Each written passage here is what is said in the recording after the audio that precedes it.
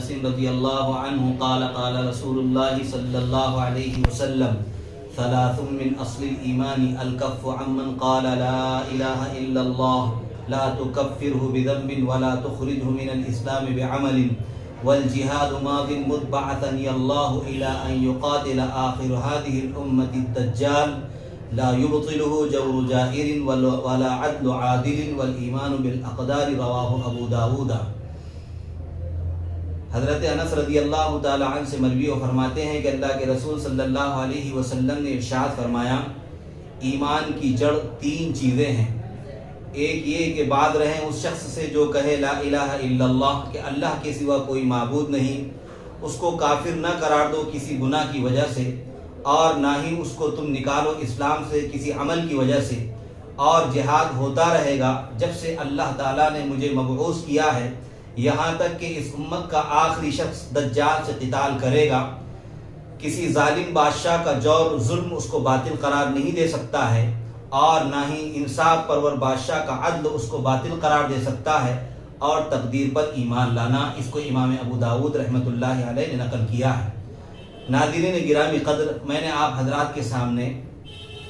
ایک حدیث شریف تلاوت کی ہے جس میں ایمان کی جڑ تین چیزوں کو قرار دیا گیا ہے۔ سب سے پہلی چیز یہ ہے کہ اگر کوئی شخص اس دنیا کے اندر لا الہ الا اللہ محمد الرسول اللہ کا ظاہراً اقرار کرتا ہے، اگر اس سے کوئی گناہ سرزد ہو جاتا ہے اگرچہ وہ گناہ کبیرہ ہی کیوں نہ ہو، تو اس گناہ کی وجہ سے ہم اسے کافر قرار نہیں دے سکتے ہیں۔ اور اگر کوئی ایسا عمل انسان سے سرزد ہو جائے جس کی بنیاد پر انسان یہ سمجھنے لگے کہ اس کو اب اسلام سے خارج کر دینا چاہیے، تو کسی گناہ کبیرہ کے عمل کے نتیجے میں اس کو اسلام سے خارج نہیں کیا جا سکتا ہے۔ گویا کہ اس حدیث شریف کے اندر دو فرقوں کی تردید کی گئی ہے، ایک فرقہ معتدلہ ہے اور ایک فرقہ خوارج ہے، ان کی تردید کی گئی ہے۔ فرقہ معتدلہ یہ کہتا ہے کہ اگر کوئی شخص گناہ کبیرہ کا ارتکاب کرتا ہے تو اسلام سے خارج ہو جاتا ہے، اور خوارج یہ کہتے ہیں کہ اگر کوئی شخص، خوارج کا عقیدہ یہ ہے کہ اگر کوئی شخص کوئی ایسا عمل کر لیتا ہے جو اسلام کے منافی ہے تو وہ اسلام سے خارج ہو جاتا ہے۔ تو بہرحال حالات کے تناظر میں یہ حدیث ہمیں اس بات کی طرف رہنمائی کرتی ہے، جبکہ ہم موجودہ دور کے اندر دیکھتے ہیں کہ کفر بہت زیادہ کھیلا جاتا ہے، فاسق اور فاجر بہت زیادہ کھیلا جاتا ہے۔ لوگ معمولی چیز کی بنیاد پر اس کا پروپیگنڈا کرتے ہیں اور ایک دوسرے پر کفر کے، تکفیر کے اور تفسیق کے فتوے داغتے ہیں۔ تو گویا کہ اللہ کے نبی صلی اللہ علیہ وسلم نے اسے سخت منع فرمایا ہے۔ یہ عدالت اللہ رب العزت کے پاس ہے، دنیا کے اندر اس کے فیصلے نہیں ہونا ہے۔ ظاہری اعتبار سے جو شخص بھی ایسا کوئی عمل اس کے عقیدے کے خلاف اگر ظاہر ہوتا ہو جو کفر کو مستلزم ہو، تو ظاہر سی بات ہے ایسے شخص کو تو ہم کافر قرار دیں گے۔ لا تکفروا احدا الا ان تروا کفرا بواحا، کہ کسی کو کافر مت قرار دو مگر یہ کہ اس کا کھلا ہوا کفر تم دیکھ لو۔ لہذا یہ حدیث ہمیں رہنمائی کرتی ہے کہ ہم کسی کو نہ اسلام سے نکال سکتے ہیں اور نہ ہی کسی گناہ کی بنیاد پر اس کو کافر قرار دے سکتے ہیں۔ دوسری چیز، اللہ کے نبی صلی اللہ علیہ وسلم جو ارشاد فرمائے کہ جہاد ہوتا رہے گا اس دنیا کے اندر، جب سے اللہ کے نبی صلی اللہ علیہ وسلم کی بعثت ہوئی اور آج تک اور قیامت کی دیواروں تک یہ جہاد جاری رہے گا۔ جہاد کو نہ ہی ظالم بادشاہ،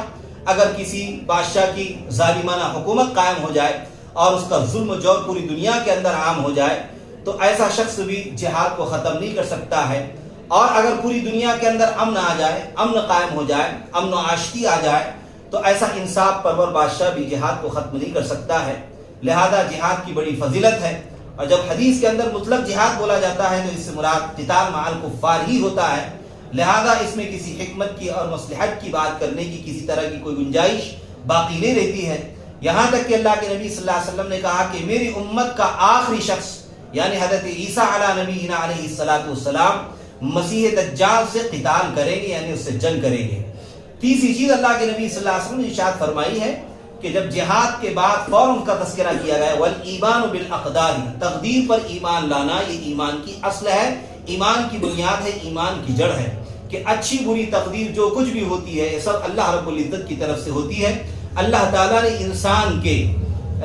نفس میں اور انسان کے اندرون میں فَأَلْهَمَهَا فُجُورَهَا وَتَقْوَاهَا کہ فسق و فجور کا بھی الہام کیا ہے اور تقوی کا بھی الہام کیا ہے. تو یہ قرآن کریم کی آیت بتلاتی ہے کہ اللہ تعالیٰ کا خالق خیر بھی ہے اور اللہ تعالیٰ خالق شر بھی ہے. لہذا جو کچھ دنیا کے اندر ہوتا ہے اور جو کچھ ہو چکا ہے اور آئندہ قیامت تک جو ہوتا رہے گا یہ سب لوح محفوظ کے اندر محفوظ ہو چکا ہے. گویا کہ ایمان کی بنیاد اور ایمان کی اصل اور ایمان کی جڑ تین چیزوں کو قرار دیا گیا ہے. لہذا اہل ایمان کے لیے یہ بات ضروری ہے کہ وہ کسی کو کسی